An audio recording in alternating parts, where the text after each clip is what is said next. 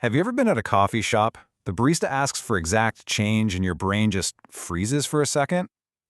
Or maybe you've watched someone calculate a big tip in their head, like instantly, and thought, how do they do that? Well, what if I told you it's not some kind of special talent, it's a skill? And in this explainer, we're going to break down exactly how you can learn it and give your brain a serious upgrade. You know, you see it all the time. A street vendor who can tally up your bill in a flash, or a poker pro who calculates odds on the fly without even blinking. It really does look like magic, doesn't it? But it's not, I promise you. It is a skill, and it's one that is absolutely trainable.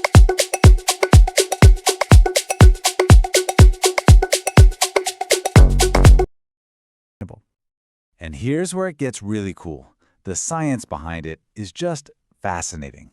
We're about to dive into the actual physical changes that happen inside your brain when you start training this mental superpower. Yeah, this isn't just about learning a few party tricks. It's about building a fundamentally stronger, faster brain. And look, don't just take my word for it. Check out this hard data. A really groundbreaking study found that in just 4 to 6 weeks, that's it, of doing intensive mental drills, participants' brains showed a huge increase in gray matter density. We're talking up to 15 to 20% in some cases. This is not just a feeling. You are literally physically upgrading the hardware in your head. So where is all this action happening? It's in a specific spot called the intraparietal sulcus, or IPS. The easiest way to think about this is as your brain's own dedicated math muscle. It's a real physical part of you that handles numbers, and just like lifting weights builds your biceps, working this muscle makes it stronger and more efficient. Okay. Let's address the elephant in the room. Why should you even bother with this when every single one of us has a supercomputer in our pocket, right? Hasn't AI just made this whole skill obsolete? Well, the answer might surprise you. It's a huge no. In fact, we're looking at a serious trade-off here. Constantly leaning on AI calculators can actually dull our own pattern recognition and reasoning skills by as much as 25%. Just let that sink in for a second. But on the flip side, practicing mental math has been shown to boost our analytical skills by a whopping 30%. It's really the difference between being a passive passenger in your own mind versus being the one in the driver's seat. So here's the bottom line. Yeah, AI gives you instant, easy answers, but it can come at the cost of your own cognitive strength. Mental math. Well, it takes some effort, for sure, but think of that effort as an investment. It builds focus, it keeps your mind sharp and agile, and it creates pathways in your brain that AI just can't build for you. It's your brain, and this is your power. So how does this brain rewiring actually work?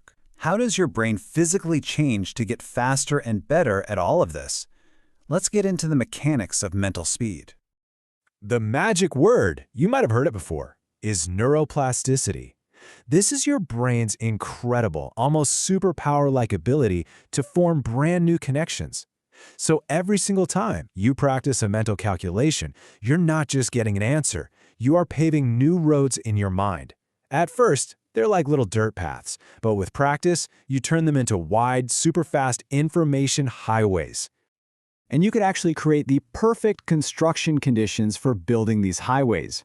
An early morning cold shower, that can spike your alertness by an incredible 530%. A cup of coffee, that's not just a morning ritual, it gives you a real mental edge. And sleep, that is completely non-negotiable. It's when your brain actually cements all the learning you did that day.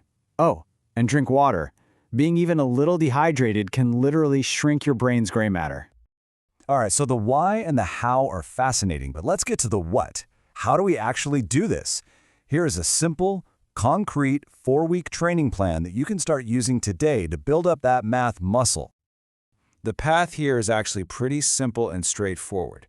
Week 1 is all about finding your personal peak performance time and mastering a core technique called chunking. Then, over the next few weeks, we're going to layer in some seriously powerful speed hacks from ancient math traditions. And finally, we'll talk about how to lock in those new skills for the long term, so this becomes a tool you have forever. So, first up, what on earth is chunking?